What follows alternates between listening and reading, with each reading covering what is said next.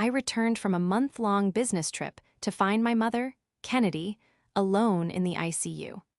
My brother Carter and his wife, Mia, claimed it was just a clumsy fall, but then my neighbor called with the surveillance footage that proved they left her to die.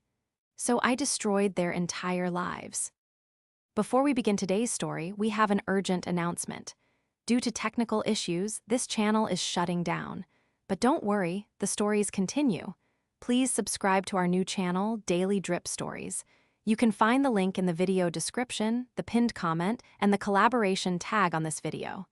Make sure to switch over now so you don't miss out. Thank you for your support. Now back to the story.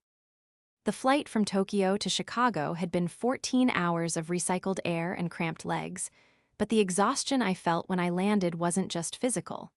It was that deep, marrow-level weariness that comes from managing high-stakes corporate events for a month straight without a single day off. I was looking forward to exactly one thing: my mother's pot roast and the quiet comfort of the home I paid for. I turned my phone off airplane mode as the wheels touched the tarmac. Instantly, the device buzzed. Then it buzzed again, and again. A cascade of notifications flooded the screen, freezing the interface for a terrifying 3 seconds. 7 missed calls from Mrs. Gable, 3 missed calls from St. Jude's Medical Center, 0 missed calls from Carter, 0 missed calls from Mia. My stomach dropped so hard I felt nauseous. Mrs. Gable was our 70-year-old neighbor, a woman who only called if the house was on fire or if she had baked too many cinnamon rolls. She didn't call 7 times. I didn't even wait to get off the plane. I dialed her number while the flight attendants were still instructing us to keep our seatbelts fastened. "Luna," her voice was shaking. "Oh, thank God. I've been trying to reach you since yesterday. It's Kennedy. She's in the ICU, honey." The world tilted on its axis. The noise of the passengers unbuckling, the overhead bins snapping open, the captain's muffled announcement, it all turned into static. "What?" I choked out, gripping the armrest until my knuckles turned white. "What happened? Where are Carter and Mia?" "She fell, Luna. Badly. The paramedics said she might have been lying there for a while. I don't know where your brother is." No one answered the door. I hung up, grabbed my carry-on, and pushed past a businessman trying to retrieve his coat. I didn't care about politeness. I didn't care about my luggage at the claim. I ran through O'Hare like a madwoman, hailing the first cab I saw. "St. Jude S. Now," I barked at the driver, my voice trembling with a mix of terror and a rising, molten fury. When I finally burst into the ICU waiting room, the sterile smell of antiseptic and old coffee hit me like a physical blow. I found the nurse's station, my hands shaking as I pulled out my ID. "Kennedy," I gasped. "My mother, is she alive?" The nurse, a kind-looking woman with tired eyes, looked up my mother's chart and softened immediately. "She's stable, but barely. Severe dehydration, a fractured hip, and early signs of kidney failure due to the lack of fluids. She's sedated right now." "Dehydration?" I repeated, the word tasting like ash in my mouth. "How can she be dehydrated? My brother lives with her. He's her full-time caretaker." The nurse hesitated, glancing down at her paperwork. "Ms. Luna, when the paramedics brought her in, they noted that the house was empty. Your mother was found at the bottom of the stairs. Based on her vitals, the doctors estimate she had been there for at least 2 days." 2 days? My mother, a woman who had spent her entire life sacrificing for us, had been lying broken at the bottom of the stairs, crying out for help in an empty house, while her son, her golden boy, was nowhere to be found. I walked into her room and the sight broke me. Kennedy looked so small in that bed, tubes running in and out of her frail arms, her face bruised and pale. I held her cold hand, pressing it to my forehead, sobbing silently. But as the tears fell, they began to change. The sadness boiled away, replaced by a cold, hard resolve. I wasn't just a daughter grieving anymore. I was a project manager who specialized in fixing disasters, and I was looking at the biggest disaster of my life. I pulled out my phone, still no text from Carter, still no text from Mia. I wasn't going to call them, not yet. The betrayal I was looking at was worse than the diagnosis itself. It was a declaration of war. I stayed at the hospital for 6 hours, watching the monitors beep, waiting for Kennedy to wake up. She didn't. The doctors told me she needed rest more than anything, and that I should go home, shower, and come back in the morning. Home, the word felt like a trap now. I took a rideshare to the house, a beautiful 2-story colonial in the sub. Herbs that I had bought 5 years ago. I had put the deed in a trust to protect it, but I let Kennedy live there rent-free. When Carter lost his 3rd job and Mia claimed she needed a creative space for her influencing career, I let them move in too.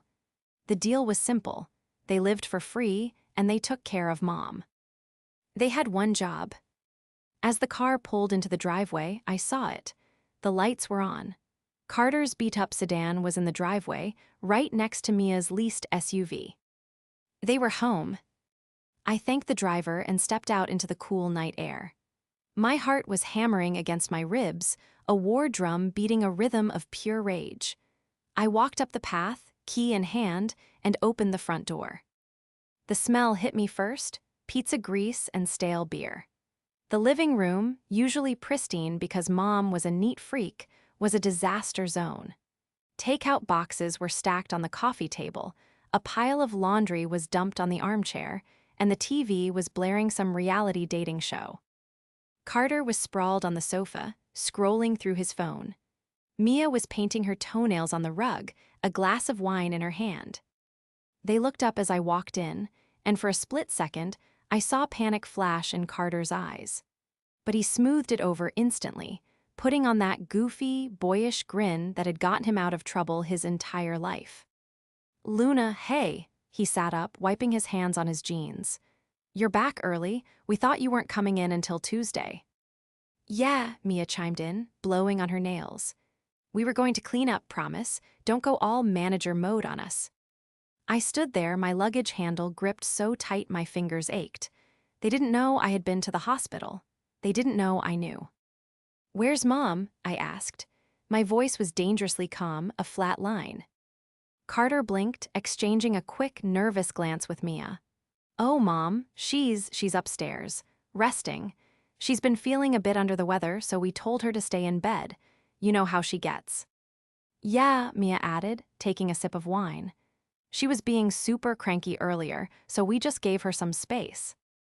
Lies, blatant, sickening lies. They were lying to my face while my mother was hooked up to machines 5 miles away. "Is that so?" I walked further into the room, stepping over a pair of Mia's shoes. "She's upstairs sleeping." "Totally out cold," Carter said, standing up and trying to block my path to the stairs. "I wouldn't disturb her, Luna. Seriously, she needs her sleep." My blood ran cold. They didn't know she was in the hospital. That meant they hadn't even checked on her since they got back. They assumed she was still lying at the bottom of the stairs, or perhaps they thought she had crawled back to bed. No, they simply didn't care. "I see," I said, forcing a tight, fake smile. "Well, I'm exhausted. I'll just head to my room." "Great," Carter looked visibly relieved. "Hey, did you bring us anything from Tokyo? I saw this cool camera lens that's only sold in Japan. I sent you the link." I looked at him, my brother, my flesh and blood, and I felt nothing but revulsion. He was asking for gifts while his mother was fighting for her life. "I didn't have time for shopping, Carter," I said, walking past him. As I climbed the stairs, I heard Mia whisper, loud enough for me to hear, "God, she's such a buzzkill. She makes plenty of money. She could have at least bought me that silk scarf." "SHH," Carter hissed. "Just keep her happy until we get the renovation money." I paused on the landing, hidden by the shadows. The renovation money, that's what this was about. They wanted me to fund an expansion on the house for Mia's studio. I went into my room and locked the door. I didn't unpack. Instead, I sat on the edge of the bed and stared at the wall. They thought they were playing me. They thought I was the ATM, the sister who worked too hard and paid for everything and never asked questions. But they had forgotten one crucial thing. I wasn't just the bank, I was the owner, and I kept receipts for everything. To understand why this betrayal cut so deep, you have to understand the history.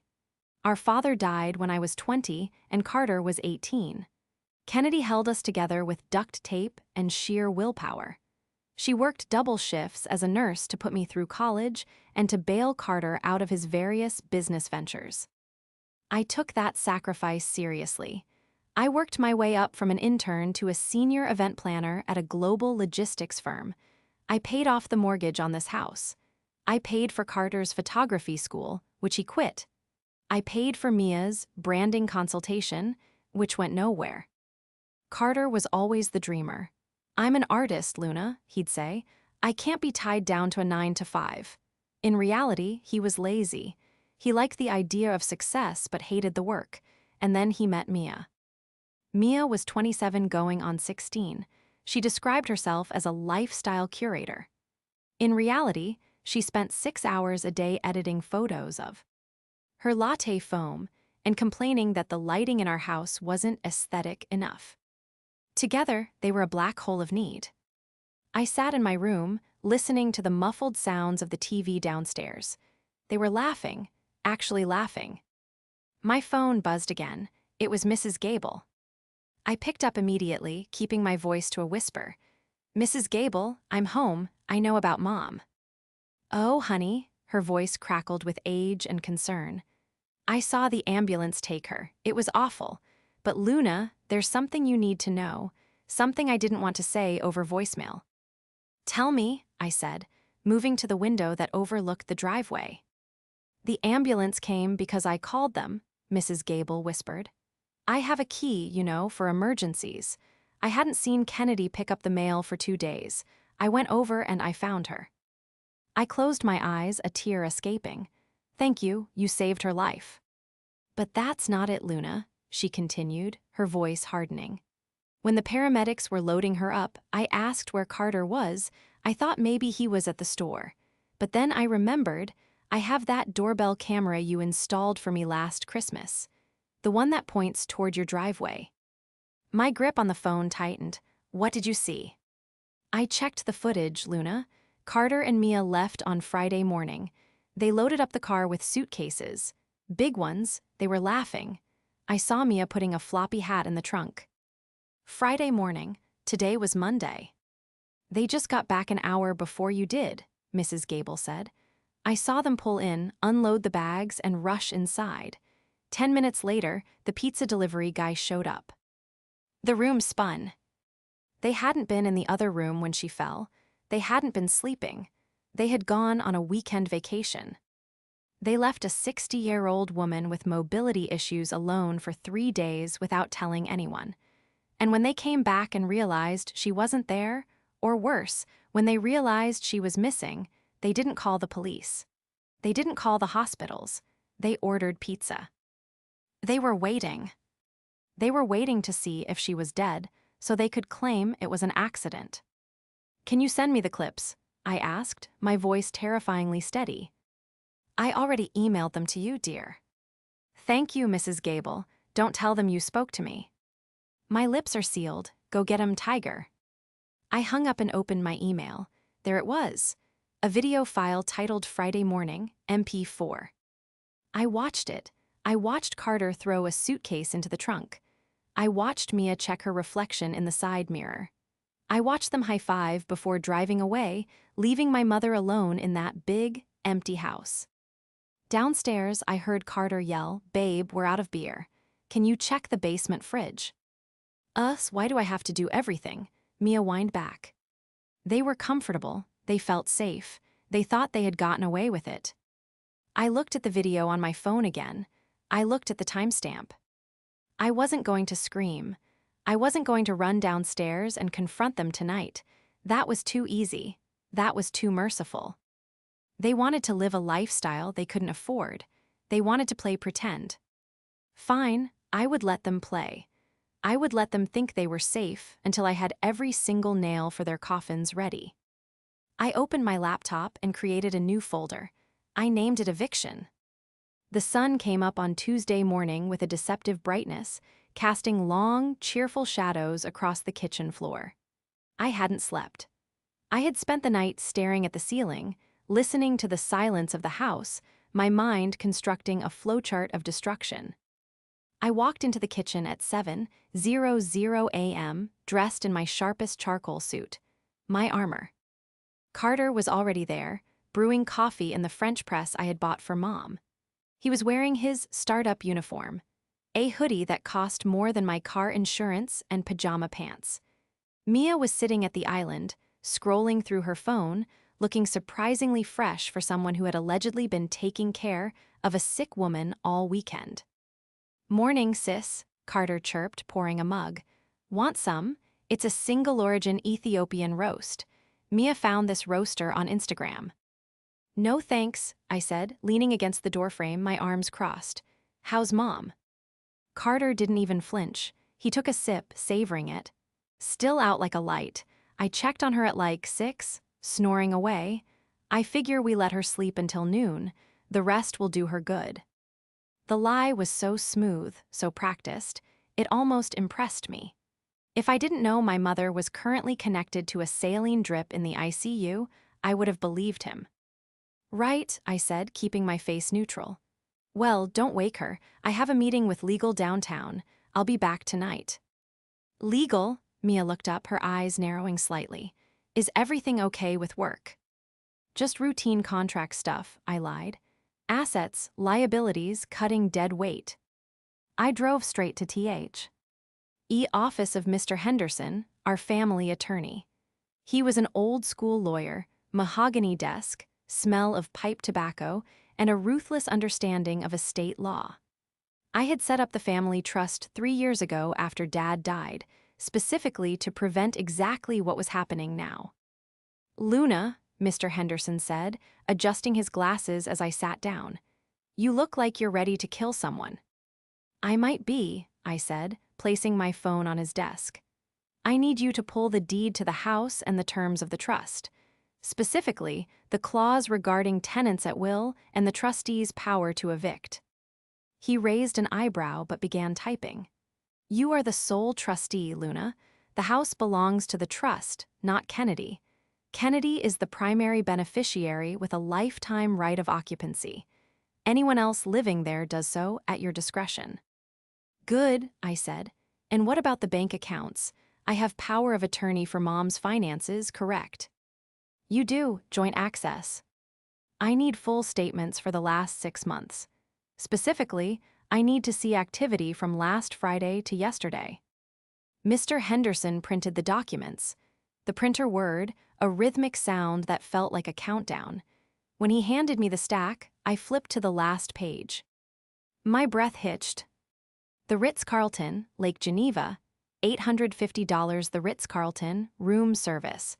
$142.50 spa services, $300 gas station, $45. The dates matched perfectly, Friday through Monday. They hadn't just left her to die, they had funded their little getaway with her money.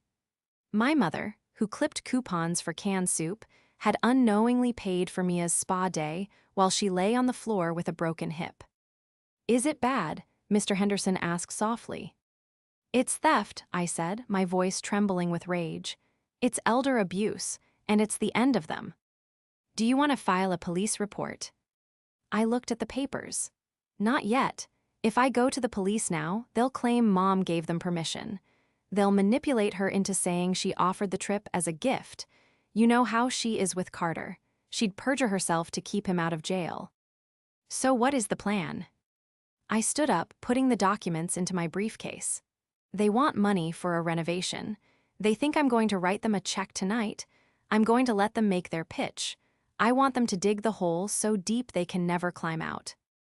I left the office and went to the hospital. Kennedy was awake. She looked frail, her skin papery and translucent against the harsh hospital sheets. When she saw me, her eyes filled with tears.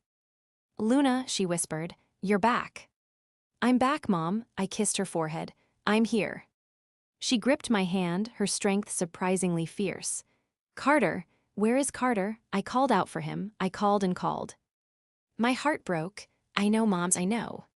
"He must have been asleep," she murmured, trying to rationalize it even now. He works so hard on his business, he must not have heard me fall. I made a decision then. I wouldn't tell her the truth yet. She was too weak. If I told her her son was at a spa while she was screaming for help, it might kill her. Don't worry about Carter, I said soothingly. I'm handling everything. Don't be mean to him, Luna, she pleaded, her maternal instinct overriding her pain. He tries. I'll be exactly as fair as he deserves, I promised. I walked into the house at 6:30 p.m. The smell of takeout Thai food filled the air. Carter and Mia were at the dining table, which was covered in sketches and color swatches. They had set up a presentation. Luna, Carter stood up, beaming. Perfect timing. We saved you some pad Thai. Grab a plate. We want to show you the vision for the studio extension. I set my briefcase down slowly. The studio extension. Yes, Mia jumped in, holding up a fabric swatch. Okay, so we're thinking industrial chic. Exposed brick skylights, it's going to add so much value to the house. And for my brand, natural light is non-negotiable. I walked over to the table and looked at the drawings. They were crude, drawn on graph paper. No architect's stamp. No engineering approval, just a child's fantasy of a renovation. And how much is this vision going to cost? I asked, picking up a drawing. We ran the numbers, Carter said confidently. We can do it for 50 grand. Cash. If we use contractors I know, we keep it under budget. We just need you to sign the check from the family fund. $50,000, I repeated, for a room for Mia to take pictures in. It's an investment, Mia insisted. My engagement is up 15% this month. Once I have the studio, I can start pitching to major brands. I looked at them, really looked at them. They were so lost in their delusion that they hadn't even noticed I hadn't asked about Mom. Speaking of the house, I said, my voice dropping an octave. How is Mom doing upstairs? Still sleeping? Carter froze for a microsecond, then recovered. Yeah, she walk. Up for a bit to use the bathroom, but she went right back down. She's got a bug or something. A bug, I said flatly. Yeah, stomach flu maybe, Carter shrugged. We're keeping our distance so we don't catch it. I laughed. It was a dark, humorless sound that made Mia flinch. That's fascinating, Carter, because I just came from St. Jude's Hospital. The silence that followed was absolute. You could hear the refrigerator humming in the kitchen. Carter's smile faltered, twitching at the corners. Mia stopped playing with her necklace. St. Jude's, Carter stammered. Why were you there? Visiting Mom, I said, locking eyes with him. She's in the ICU, Carter. She has a fractured hip and severe dehydration. What? Mia gasped, her hand flying to her mouth in a performance of shock that deserved a Razzie Award. Oh my God, when, how? That's a great question, I said, leaning over the table, placing my hands on their precious drawings. According to the paramedics, she's been there since yesterday afternoon. Mrs. Gable called the ambulance because she hadn't seen anyone for days. Mrs. Gable is a busybody, Carter snapped, his face flushing red. She doesn't know what she's talking about. So Mom wasn't upstairs sleeping? I asked. No, yes, she was. Carter was spinning out now, grasping for a narrative. She must have fallen while we were out getting groceries. We were only gone for an hour. We came back and thought she was asleep.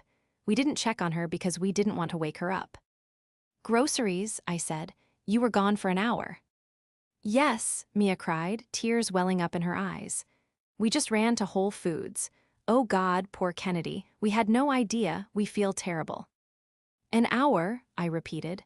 That's funny, because Mom was found dehydrated to the point of kidney stress. That doesn't happen in an hour, Carter. That takes days. The doctors are wrong, Carter shouted, slamming his hand on the table. They always exaggerate. We were here. We've been here all weekend taking care of the house. He was doubling down. He was looking me in the eye and lying with a conviction that was almost impressive. He truly believed he could bully reality into bending to his will. So if I check the security cameras, I bluffed, I didn't have cameras inside, only Mrs. Gable's outside, but they didn't know the extent of my surveillance. I'll see you two sitting here all weekend, watching movies, making soup. Carter paled. You have cameras inside. I have cameras everywhere, I lied. Do you want to watch the footage together, or do you want to tell me the truth? Carter looked at Mia. Mia looked at the floor. We took a drive, Carter mumbled. We needed a break, Luna. Do you know how hard it is to live with her? She's needy. She constantly asks for things. We just needed 24 hours to breathe. 24 hours, I corrected. Try 72. It wasn't that long, Mia screeched. Stop interrogating us. It was an accident. We didn't push her down the stairs. No, I said softly. You just left her there, and now you're asking me for $50,000. That's separate, Carter argued, desperate to keep the money on the table. The studio is for our future. Mom would want us to have it. She wants me to succeed. Mom is currently catheterized because you wanted a break, I spat. The renovation is dead, and as for you too. You can't kick us out, Carter sneered, crossing his arms. Mom said we can stay as long as we want. It's her house. You just pay the bills, Luna. You're not the boss of us. I picked up my briefcase. I had the trust documents in there. I had the deed. I could have ended it right there. I could have thrown the papers in his face and told him to get out. But it wasn't enough. They still felt entitled. They still felt like the victims. We'll discuss this later, I said, feigning exhaustion. I'm going to bed. Don't ask me for money again. I walked away, leaving them in the dining room.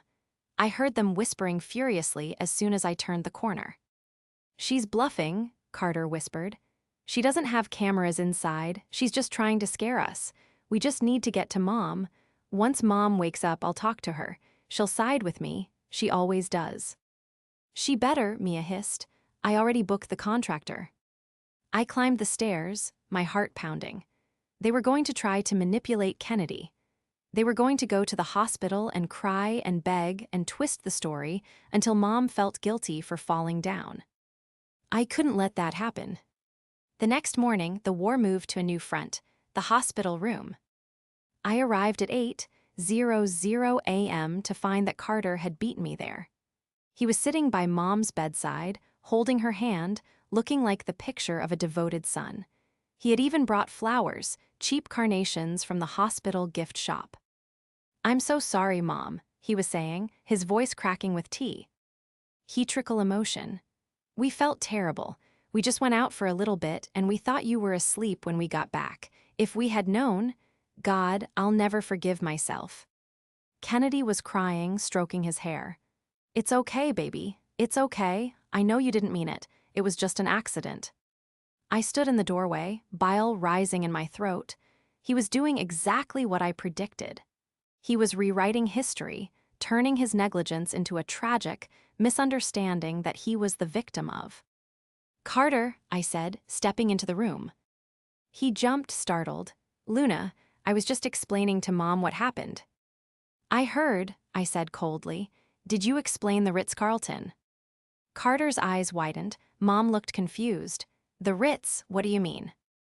Nothing, Carter said quickly, squeezing Mom's hand. Luna is she's confused.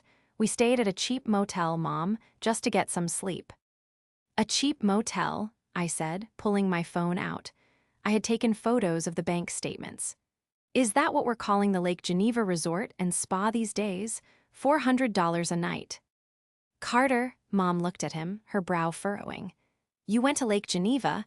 You told me you were going to job interviews. I did, Carter stammered. There was a networking event there. It was for work. And the $300 at the spa, I read from the screen. Was that networking too, or was that for Mia? Stop it, Carter shouted, standing up. Stop trying to poison her against me. You're just jealous because Mom loves me more. Carter, Mom gasped. Don't say that. It's true, he yelled, pointing a shaking finger at me. She holds the money over our heads like a weapon. She thinks because she pays the mortgage she owns us. She's a control freak, Mom. She wants to kick us out. Is that true, Luna? Mom asked, her voice trembling. Are you trying to kick him out? I'm trying to protect you, I said, my voice steady, though I was shaking inside. He left you alone for 3 days, Mom. He spent your Social Security money on room service while you were lying on the floor. It was a mistake, Carter screamed. And I'm going to fix it. I'm going to take care of her. We're going to build the studio, and Mia's going to make money, and we'll pay you back every cent. Just sign the check for the renovation, and we'll be out of your hair in a year. He was relentless. Even now, cornered and exposed, he was pivoting back to the money. Get out, I said. No, Carter sneered. I'm staying with my mother. Security, I yelled into the hallway. 2 nurses and a guard appeared almost instantly. They had likely been listening to the shouting. He's upsetting the patient, I said, pointing at Carter. Please remove him. You can't do this, Carter struggled as the guard grabbed his arm. Mom, tell her to stop. Kennedy looked at me, then at Carter. She was sobbing. Please, just stop fighting, both of you, my head hurts. She didn't tell him to leave. She didn't take my side. She just wanted the noise to stop. The guard dragged Carter out, still shouting obscenities. I sat down in the chair he had vacated. The warmth of his body was still on the vinyl. I looked at my mother, who was wiping her eyes with a tissue. He's a good boy, Luna, she whispered, her voice breaking. He's just lost. He's not lost, Mom, I said gently. He's a predator. Don't call your brother that. She turned her head away from me. I realized then that logic wouldn't work. The bank statements weren't enough. The video footage wasn't enough. As long as she saw him as her helpless little boy, she would forgive him anything. She would let him move back in. She would let him drain her accounts. She would let him kill her slowly with neglect. I needed something nuclear. I left the hospital an hour later, my resolve hardened into diamond. I called Mr. Henderson from the car. It's time for the next step, I said. Prepare the eviction notice, but don't serve it yet. Why not? Because, I said, watching the rain start to streak against my windshield. I need one more thing. I need to know about the startup. He claims he has investors. He claims he's working. I can run a business entity search, Henderson said. But Luna, usually these things are just smoke. I know, but I need to prove it to her. And I need to prove it to the world. I want you to hire a forensic accountant to look into Mia's influencer business too. I want to know exactly how much debt they're in. That will take a few days. That's fine, I said. Mom won't be discharged until Friday. That gives me 3 days. 3 days for what? To plan a welcome home dinner, I said, my voice devoid of any warmth. I'm going to invite the whole family, Aunt Sarah, Uncle Ben, the cousins, everyone. Luna, Henderson warned, public humiliation is a dangerous game. They humiliated me, I said. They humiliated my mother. Now I'm going to show everyone exactly who they are. I hung up and drove home. When I walked in, the house was quiet. Carter and Mia were in the kitchen, whispering. When they saw me, they stopped. Carter looked at me with pure hatred. You're going to pay for getting me kicked out of the hospital, he hissed. We'll see, I said calmly. By the way, I'm planning a dinner for Mom when she gets out on Friday. A welcome home party. I've invited the extended family. Carter's eyes lit up. I saw the gears turning. He saw an audience. He saw a chance to pitch his startup to Uncle Ben, who was wealthy. He saw a chance to play the victim in front of an audience. A party, he said, his tone softening instantly. That's a great idea, Luna, a fresh start. We can show everyone we're a united family. Exactly, I smiled. A united family. He smiled back, thinking he had won. Thinking he had maneuvered me back into the role of the dutiful sister. He had no idea that I wasn't planning a party. I was planning a trial. Friday evening arrived with a heavy, ominous sky, the kind that threatens a storm but holds it back just to prolong the tension. The house, however, was bright and buzzing. I had ordered catering, an elaborate spread of Italian food, Mom's favorite, and the dining room table was extended to its full length. Aunt Sarah and Uncle Ben were there, sipping wine and discussing their golf game. My cousins, Jenna and Mike, were chasing their toddlers around the living room. It was the picture of a happy, chaotic family gathering. Mom was seated at the head of the table in her wheelchair, looking frail but happy to be surrounded by noise. She wore a soft cardigan I had brought her, hiding the bruises on her arms. Carter and Mia were in their element. Carter was wearing a blazer over a t-shirt, working the room, laughing too loudly at Uncle Ben's jokes. Mia was taking selfies with the antipasto platter, doubtless drafting a caption about family blessings and gratitude. They thought this was their stage. They thought I had surrendered.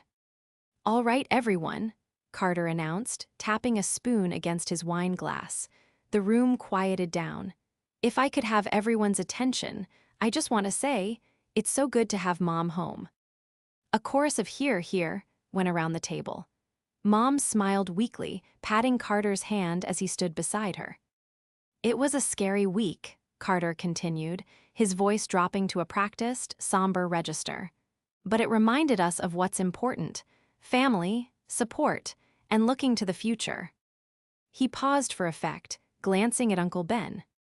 "Which brings me to some exciting news. Mia and I have been working hard on a new venture. A tech startup that's going to revolutionize the gig economy for creatives. And we're also planning an expansion on this house, a studio that will not only launch Mia's career, but add significant value to the family estate." He was pitching.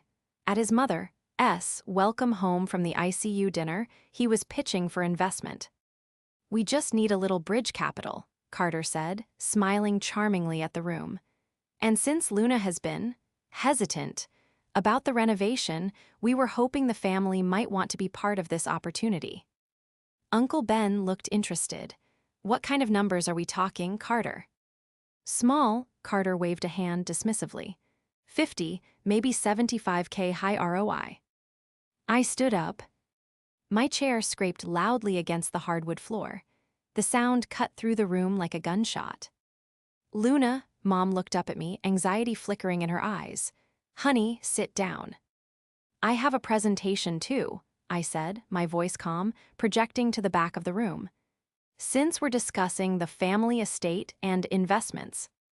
I walked to the sideboard where I had set up my laptop, connected to the large flat-screen TV on the wall. Carter looked confused. Mia looked annoyed. "What is this?" Carter laughed nervously. "A PowerPoint on logistics." "No," I said, hitting the spacebar. "It's a financial report." The screen flickered to life. The first slide wasn't a spreadsheet. It was the video clip from Mrs. Gable's camera. Friday morning. Carter throwing the suitcase into the trunk, Mia in her floppy hat, the high five, the car peeling out of the driveway. The room went silent. You could hear a pin drop. "This was taken last Friday morning," I narrated, my voice cold. "At 9:00 a.m. I clicked to the next slide, a timeline. Friday, 9:00 a.m., Carter and Mia leave for Lake Geneva. Friday, 2:00 p.m., Kennedy falls down the stairs. Friday, Saturday, Sunday, Kennedy lies on the floor without food or water. Sunday, 8:00 p.m., Mrs. Gable finds Kennedy and calls 911. "Oh my God," Aunt Sarah whispered, her hand covering her mouth. That's out of context," Carter shouted, his face turning pale. "We didn't know she fell, we were working." "Working," I clicked to the next slide. The bank statements blow up to fill the screen. Ritz-Carlton SB. A room service, champagne. "You spent $4,000 of Mom's money on a spa weekend while she was dying on the floor," I said, looking directly at Uncle Ben. "Is that the venture you want to invest in, Ben?" Carter lunged toward the TV. "Turn it off, you crazy bitch, turn it off."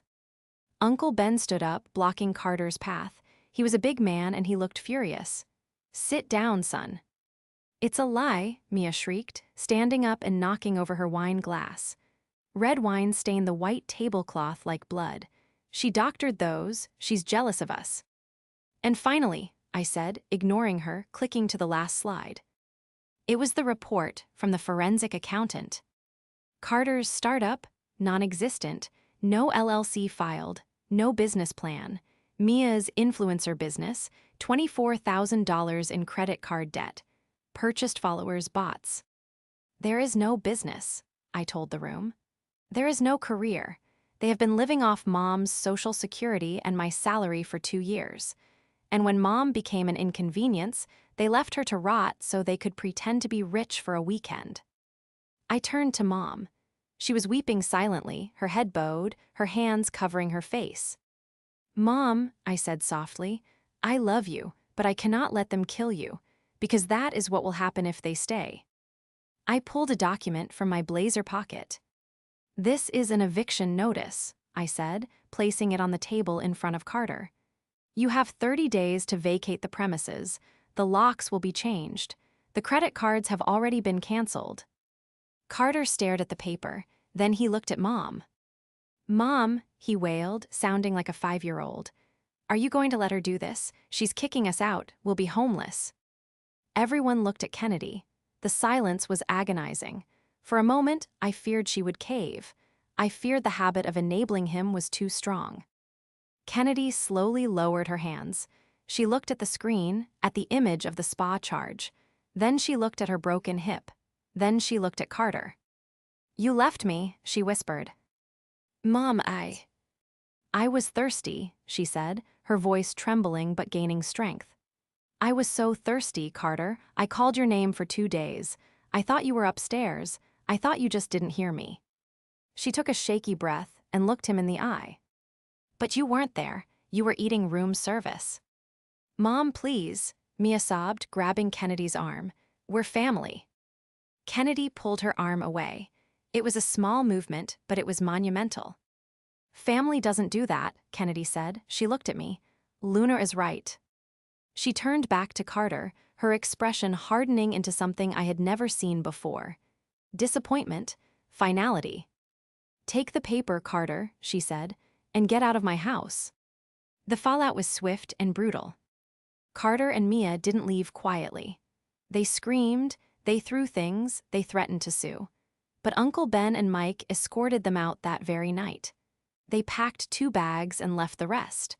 I told them they could arrange a time with movers to get their furniture, but they were not allowed back on the property without police supervision.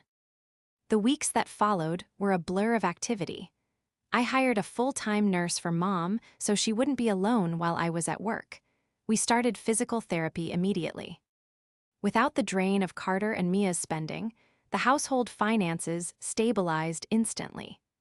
I used the money they would have stolen for the renovation to install a real stairlift and accessible bathroom for Mom. I didn't hear from Carter for a month. Then, I got a call from a lawyer representing him, claiming squatters' rights. I forwarded the video footage and the forensic accounting report to the lawyer. The lawsuit was dropped the next day. Rumor has it they moved in with Mia's parents in Ohio. Apparently, that lasted about 3 weeks before they were kicked out of there too. Last I heard, Carter was working at a car rental agency, and Mia's Instagram account had been set to private. But the real victory wasn't their downfall. It was Mom. It took time. The emotional scars of realizing her favorite child didn't care about her were deeper than the physical ones. There were nights she cried. There were nights she asked if I had heard from him.